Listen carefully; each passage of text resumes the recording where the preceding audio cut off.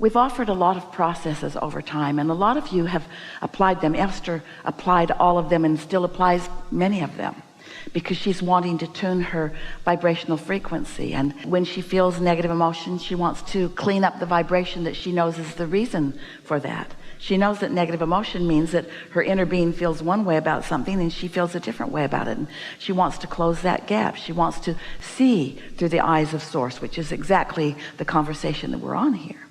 And so there are processes like focus wheels or making lists of positive aspects. And if you want, we'll talk about some of those as we move forward through this day.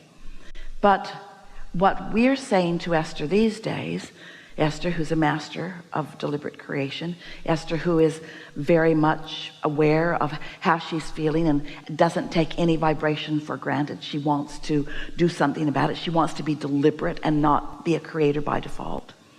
We've been saying to her, getting out ahead of it is really what you're reaching for, which those are hard words to wrap your thoughts around.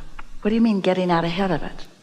And what we mean by that is not waiting until life gives you something that you react to and then trying to get over the reaction. We mean tuning into Source so that your action is inspired from that tuning. The other day something happened that was unsettling to Esther, so she sat to do a process so she felt less unsettled. And she'd been doing some of those processes with a friend earlier, and she was sort of sick of this focus wheel process because it was starting to feel like trying too hard because it was trying too hard. And so she sort of set her book aside as if to say, enough of that. And then the thought came to her mind, if I were starting over with this relationship or with this big piece of my life, if I were completely starting over with it, knowing what I now know, if I were, what would I choose? And then the thought piled into her mind, more than if, since right now I am new. This is what you're talking about. Since right now I am newly looking at this old painting. But since I'm newly doing it now, I am new now. I am new now, and if I'm tuned in, tapped in, turned on, if I'm in love with life, if I'm in vibrational sync with who I really am, if I'm not trying to overcome resistance or mired in resistance, but if I'm jubilant and lighthearted and happy and pondering something. She recalled us saying so many times, it may be our most often offered phrase, one who's connected to Source energy or to the stream or to the vortex. We've had a lot of different stories that we've been telling you about this way to describe this connection to your Source, to who you really are. One who's connected to that is millions of times more powerful than one who is not. That's a leverage that we can't even find words in Esther's vocabulary to define accurately. Tuning in is powerful, and for a few seconds Esther felt that. She got a glimpse of what it feels like. Since I can be or do or have anything that I choose, what do I choose? Because, you know, almost none of you do it. Almost everyone says, since I choose that from where I am, then I've got to get over this and this and this and this and this. I got to go back and repaint that painting, or I've got to go back and redo. I've got to go back and find forgiveness with that. And all you do is get muddled in the mire of that.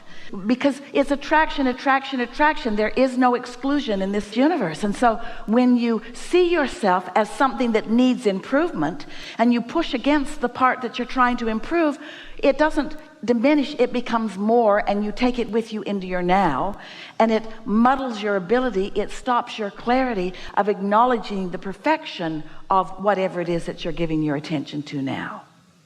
Are you with us? This is a deep conversation. So also, it's like the difference between trying to fix something that is broken and just finding something that is perfect and new. It's a big difference. It's a big difference. And you have the ability in every moment to go right to that clarity. It'll take a little practice. Esther's still practicing every day. But the point that we made with her in that experience she was living, what she took away from it, and therefore the analogy that we're offering to you here, is Don't try so hard. Don't work so hard. If we can get across to you that in your living you've created a vibrational reality that is real, and it is full of all that you've become, and that's calling you, and your inner being is standing there in that vibrational frequency, radiating such a signal, you call it inspiration. You feel it often while you're doing your art. And as you acknowledge the existence of that vibration, and you seek to find it by seeking to feel it, which means you're looking for feelings of clarity and feelings of happy and feelings of empowerment and feelings of elation, and doing whatever you can to find that, then that is a faster way, a more effective way, and certainly a more enjoying the journey way of moving from the thought to the thing. Thoughts are turning to things constantly, and they are mimicking how you feel. And so what's manifesting is a good way to know what your vibrational offering has been. But an even better way is to know what your vibrational offering is. And getting out ahead of it means caring about how you feel, period. Not for the ulterior motive of feeling good so I can create better. Because did you hear just what happened? When I decide I want to feel good so that I can create better, what am I looking at? Worse. And what did I just introduce into the vibrational mix? Resistance. And so what did I just do to my receiving mode? Muted it.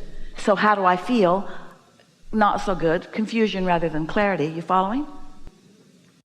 So our encouragement, what we're really saying to you is, be nicer to you. Do more of the things that feel good to you. Stop sacrificing. Stop feeling like I got to work hard in order to receive this. Instead, begin making declarative statements to yourself like this: I am an extension of source energy, and source energy is all over me. I'm an extension of source energy, and my source energy is reveling in what I have created as a result of my exposure to contrast. It's a wonderful thing where I stand, and it's a wonderful thing what I've created.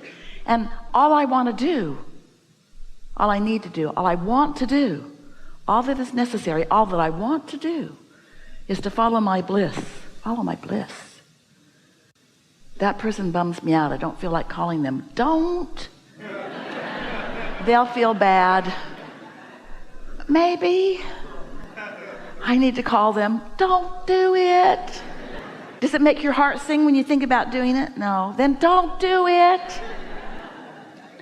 I feel like calling that friend. Do it. Do it. People are in all kinds of different places. If you will be good to yourself. I feel like a walk. I feel like breathing deeply. I feel like listening to music. I feel like dancing tonight. I feel like a really good meal. I feel like a spa. I feel like going to the ocean. I feel like taking a day off. I feel like calling this uplifting friend. I feel like just curling up and reading a book. Be nicer to yourselves. Don't let the bargains that you've made with other people that bind you in an attitude of bondage and service,